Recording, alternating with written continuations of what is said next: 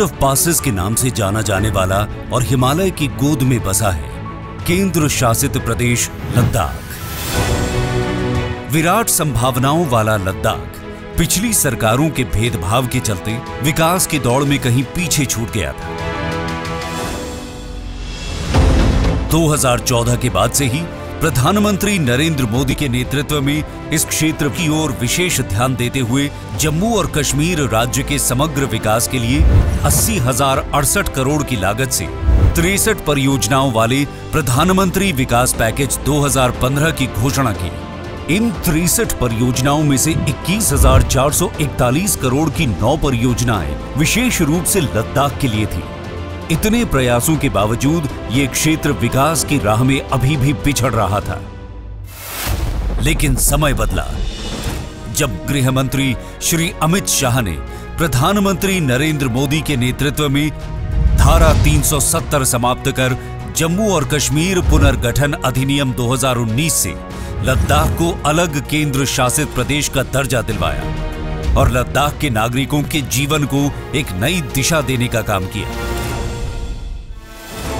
लद्दाख के चौतरफा विकास की रफ्तार में और भी तेजी लाने के लिए केंद्र सरकार ने बजट एलोकेशन में बढ़ोतरी करते हुए लद्दाख को प्रतिवर्ष 5,958 करोड़ रुपए मुहैया कराए गए हैं। लद्दाख के सभी रास्तों को आपस में जोड़ते हुए राजमार्ग, सड़कें और हेलीपैड का निर्माण किया गया है, जिससे टूरिज्म की अपार संभावनाएं बढ़ी हैं, जिससे आज रोजगार के नए साधन उपलब्ध हो रहे हैं। टूरिज्म को विशेष रूप से विकसित करते हुए 10 नए टूरिस्ट सर्किटों और पर्यटकों के साथ पर्वतारोहियों के लिए 5 नए ट्रैकिंग रूट को खोला गया है।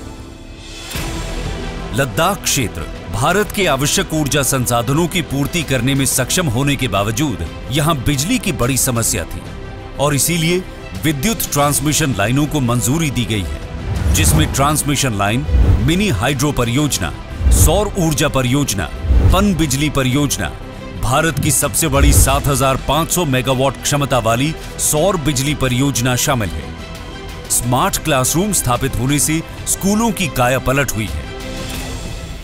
इसके अलावा लद्दाख वासियों की विश्वविद्यालय की वर्षों पुरानी मांग को भी पूरा करते हुए केंद्रीय विश्वविद्यालय की स्थापना को भी मंजूरी दी गई है। इससे लद्दाख के शैक्षणिक ढांचे को मजबूती मिलेगी।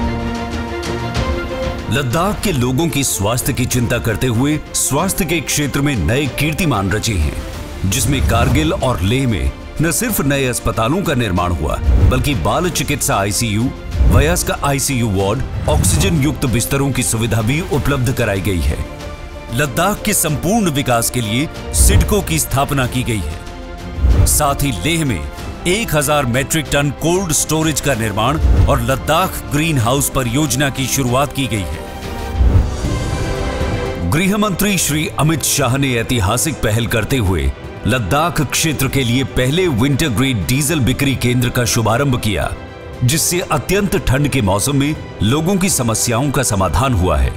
2019 के बाद से लद्दाख अपने आने वाले भविष्य की एक मजबूत नींव रख रहा है और एक ऐसे क्षेत्र का निर्माण कर रहा है जो आने वाले दिनों में विश्व पटल पर अपनी एक नई पहचान के साथ युगों युगों तक चमक बिखेरता रहेगा।